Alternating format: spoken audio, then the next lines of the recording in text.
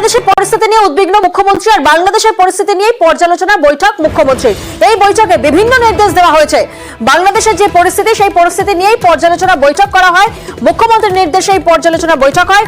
DG, মুখ্য সচিব এবং স্বরাষ্ট্র সচিবকে নিয়ে এই পর্যালোচনা বৈঠক। প্রতিনিধি সোমরাজ এই মুহূর্তে আমাদের সঙ্গে রয়েছেন। সোমরাজ, এই বৈঠকে মূলত কি নির্দেশ দেওয়া হয়েছে, কোন কোন বিষয়ের উপর আরো নজরদারি বাড়াতে বলা হয়েছে?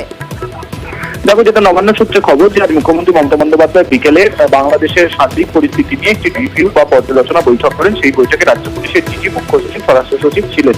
যেটা সূত্র মারফত জানা যাচ্ছে যে বাংলাদেশের এই পরিস্থিতি নিরিখে সামগ্রিক আইন শৃঙ্খলা নিয়ে মুখ্যমন্ত্রী মমতা বন্দ্যোপাধ্যায় পর্যালোচনা করেন। পাশাপাশি সীমান্তবর্তী যে জেলাগুলি রয়েছে সেখানে প্রতিনিয়ত রিপোর্ট পাঠানোর নির্দেশ দেওয়া হয়েছে। আজও রাজ্য পুলিশের ডিজিকে বলা হয়েছে যাতে প্রতিনিয়ত সেই রিপোর্ট পাঠানো হয়।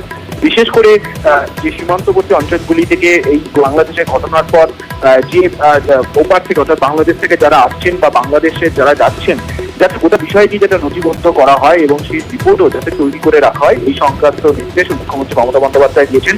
এবং পাশাপাশি সেই জেলাগুলি অর্থাৎ সীমান্তবর্তী জেলা, বিশেষ করে মালদা, কোচবিহার, উত্তর দিনাজপুর, দক্ষিণ দিনাজপুরের মতো জেলাগুলির সার্বিক পরিস্থিতি নিয়েও মুখ্যমন্ত্রী মমতা বন্দ্যোপাধ্যায় পর্যালোচনা করেন।